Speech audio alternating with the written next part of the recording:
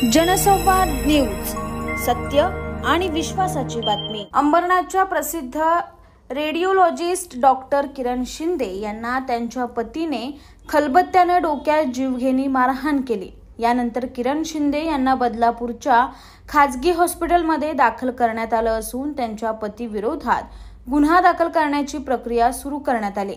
Doctor किरण शिंदे या अंबरनाथ पश्चिमेच्या मोहन सबर्बिया गृहसंकुलात पती आणि 2 मुलांसह वास्तव्याला आहेत। बुधवारी सकाळी त्या गाण्याचा रियाज करण्यासाठी उठल्या आणि पती विश्वंभर शिंदे यांचा चहा करण्यासाठी किचनमध्ये गेल्या।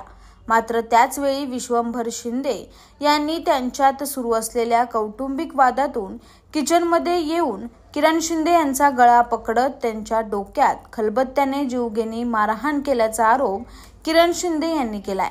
यावेळी किरण यांचा ओरडण्याचा आवाज ऐकून त्यांच्या मुलांनी किचनमध्ये धाव घेत आईची सुटका केली आणि त्यांना बदलापूरच्या खाजगी हॉस्पिटलमध्ये दाखल करण्यात आले। यानंतर पोलिसांनी डॉक्टर किरण शिंदे यांचं स्टेटमेंट घेतलं असून सध्या अंबरनाथ पश्चिम पोलीस ठाण्यात गुन्हा दाखल करण्याची प्रक्रिया सुरू आहे।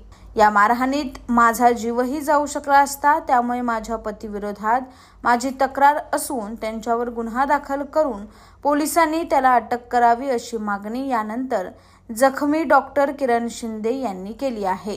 सकाळी काही 4-4:30ला मी उठले आणि मी माझा नेहमीसारखं सिंगिंग गायनाचा रियाज करायला बसले आणि ते एका रूममध्ये मुलगा झोपतो त्या रूममध्ये शांत बसले होते। मी त्यांना म्हटलं चहा घेशील का, आणि त्याच्या 1 दिवस अगोदर आम्ही माथेरानला गेलो होतो आणि माझ्या एका फ्रेंडनी मला नाईस DP किंवा असं पाठवलेलं, स्कूल फ्रेंड, तर त्यांना त्या गोष्टीचा राग होता। किचनमध्ये येऊन ते खलबत्ता जो असतो तो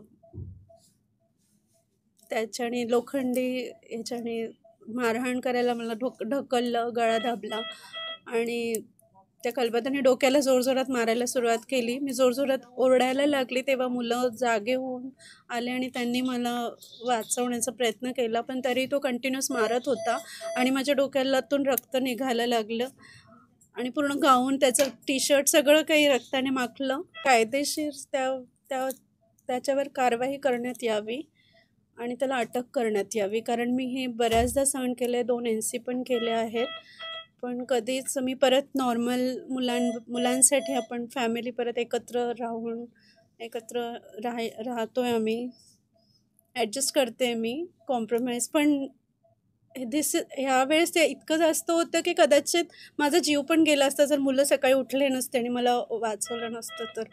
खूप जीवघेणा हल्ला होता हा। जनसंवाद न्यूज, सत्य आणि विश्वासाची बातमी। आजच सबस्क्राइब करून बेल आयकॉनला क्लिक करा आणि पहा ताज्या घडामोडींचा अचूक अंदाज आपल्या मोबाईलवर।